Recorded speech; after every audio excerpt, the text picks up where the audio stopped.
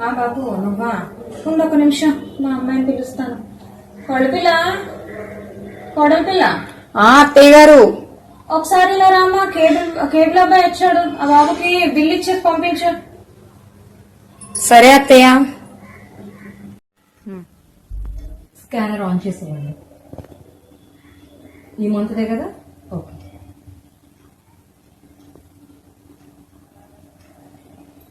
Check చేసుకో. కట్టేసావా bill? కట్టేశాను అత్తయ్య. సరే, అలాగే సాయంత్రం పాలోడు వస్తాను అన్నాడు, ఆడికి కూడా డబ్బులు ఇవ్వాలి కదా. ఆ డబ్బులు కూడా తీసి పప్పుల డబ్బాలో పెట్టు. నేను తర్వాత ఆడు వచ్చినప్పుడు నేను ఇచ్చేస్తాను. మళ్ళీ నువ్వు ఉండకపోతే మళ్ళీ ఇబ్బంది కదా. సరే అత్తయ్య. సరే. ఒక 10,000 అలాగే మీ వదిన అకౌంట్ కి పంపించమ్మా, ఏదో అవసరం ఉందంట, అర్జెంట్ అంట.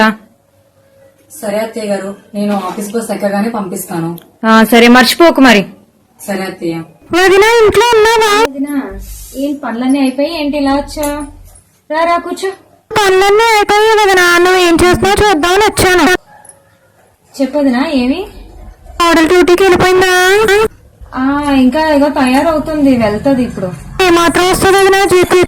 ఎంత వస్తే ఏం లేమ్మా, ఎంత వచ్చినా ఆవిడగారే పెట్టుకుంటారు. మాకేమన్నా రూపాయి ఇస్తారా? ఏడుస్తారా? ఇంట్లో ఖర్చులకి ఏమి ఇవ్వదా? ఇవ్వదు రూపాయి కూడా.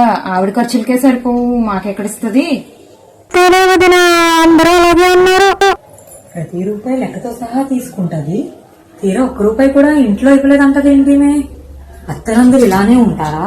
బాబోయ్.